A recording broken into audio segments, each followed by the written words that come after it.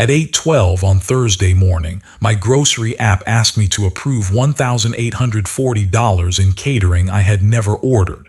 The pickup name was my mother S. The event note said, Kyle's 30th. I removed my card before I called either of them. The order stayed open, but payment was due by 5 the next afternoon. The party was 48 hours away. Mom called before I finished changing the password. What did you do to the order? I asked her why my card was attached to it. There was a pause, just long enough for her to decide which version of the story she wanted to use. I was going to call you today, she said. It is your brother's 30th. I assumed you would want to contribute. You assumed I would pay $1,840. It is not all for him. It is food for the whole family. Before removing the card, I had called the catering desk and confirmed that the full amount had not been charged. The order only had a temporary authorization. It could stay open until the deadline, and Mom could keep it by adding another payment method. I had not canceled the party. I had only removed my card from it. That was how my mother handled money. If she described an expense as being for the family, she treated the person with the steadiest paycheck as if they had already volunteered. Most of the time, that person was me. 6 months earlier, she had been sick with a bad cold. Her grocery account would not accept her password, so I logged into mine on the tablet in her kitchen and ordered medicine, soup, and a few basics to her house. I checked the box that saved my card because I was trying to get through the order quickly. I forgot to log out. Mom did not. She had used the account twice after that for ordinary groceries, but she had used her own debit card. I knew because the receipts came to my email. I had meant to change the password, then kept putting it off because nothing had gone wrong. That delay was mine. Using my card for the party was hers. I asked whether Kyle knew she had attached my card. He knows you are helping with the food, she said. That is not what I asked. She sighed. He knows I said the food was handled. The guest count on the order was 42. The menu included hot entrees, sides, dessert trays, plus delivery and setup. Mom had not ordered a simple family dinner. She had planned a full backyard party and told people the food was covered before asking the person she expected to cover it. You can add your own card, I said. The order is still there. My card does not have room for that. Then reduce the order. You cannot do this 2 days before the party. I did not place it 2 days before the party. Her voice changed, less offended, more urgent. Everyone already knows. Kyle invited people from work. Your aunt is driving in. I have decorations coming. Do you understand how this will look? There it was. Mom had not believed I would approve the charge because I was generous. She believed I would approve it because I hated being the person blamed when a family plan fell apart. For years, that had worked. If a restaurant bill came out higher than expected, Mom would look at me and say, "Can you get this one? We will settle up later." Sometimes they did. Sometimes they forgot.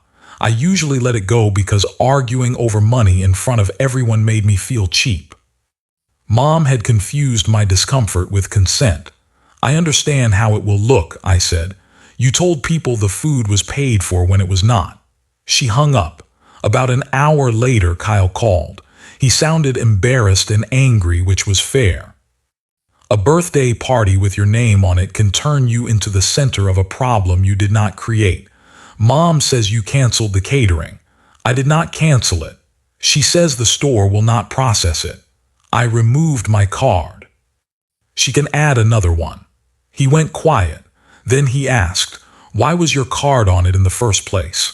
That answer told me he either had not known or had decided he no longer wanted to admit he knew. I sent him a screenshot of the final payment request and the line showing Mom's phone number. He called back a few minutes later. "She told me you offered to handle food as your gift." "I bought you a gift. I did not offer to cater a party." "She said you make more than both of us and that it would not be a big deal." "It is a big deal when someone uses my card without asking." Kyle exhaled hard. So what am I supposed to do now? Call the store with Mom. Change the menu or pay for what you ordered. I did not order it. Then you and I have the same problem. He did not like that answer. He said I was turning his birthday into a lesson for Mom. I told him I was not teaching anyone anything. I was keeping my card off an order I did not authorize. The call ended badly. That afternoon, my aunt called and said she was not taking sides, then asked whether I could cover half because I could afford it. I asked if Mom had told her I had agreed, and after a pause she admitted Mom had only said I was taking care of the food. That is not the same thing, I said, and my aunt quietly agreed. She still hoped I would pay enough to keep the original menu, but I told her the order could be reduced and ended the call. For the next hour, I kept looking at the grocery app.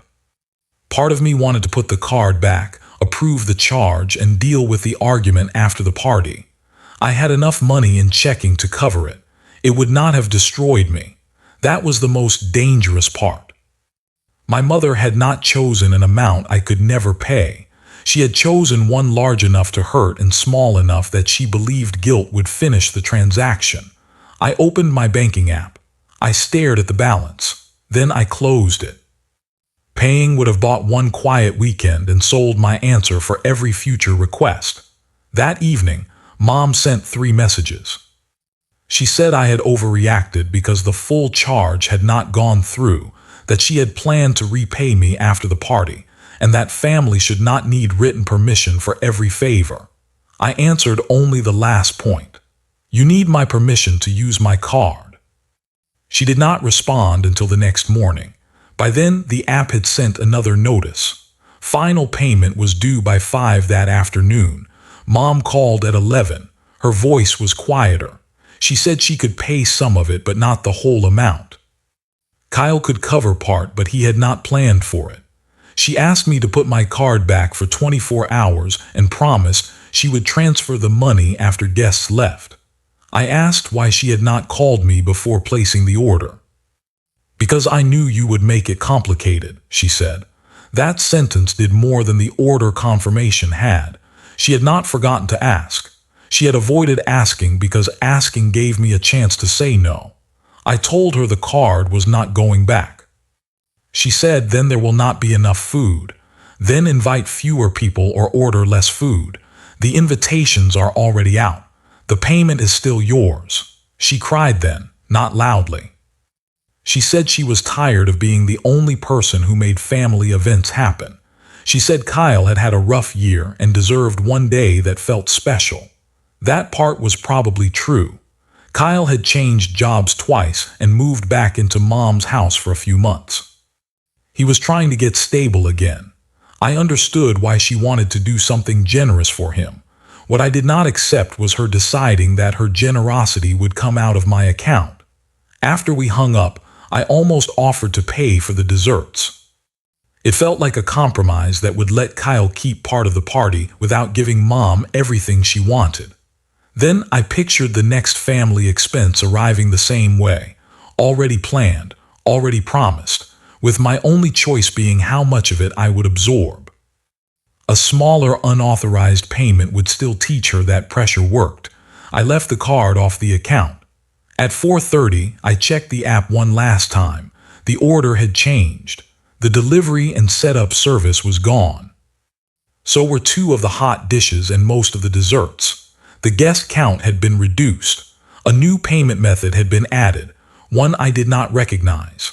I never learned whether it belonged to Mom, Kyle, or someone else who had agreed to help after being asked. At 4:46, the status changed from pending to confirmed. The party was still happening.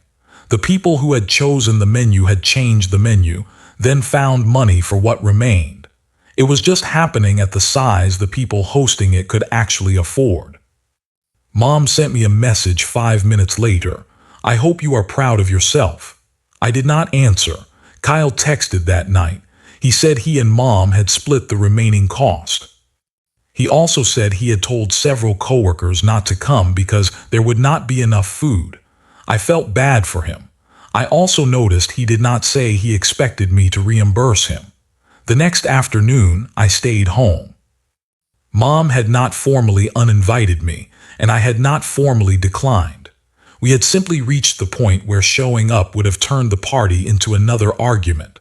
Around 7, my aunt sent me one photo.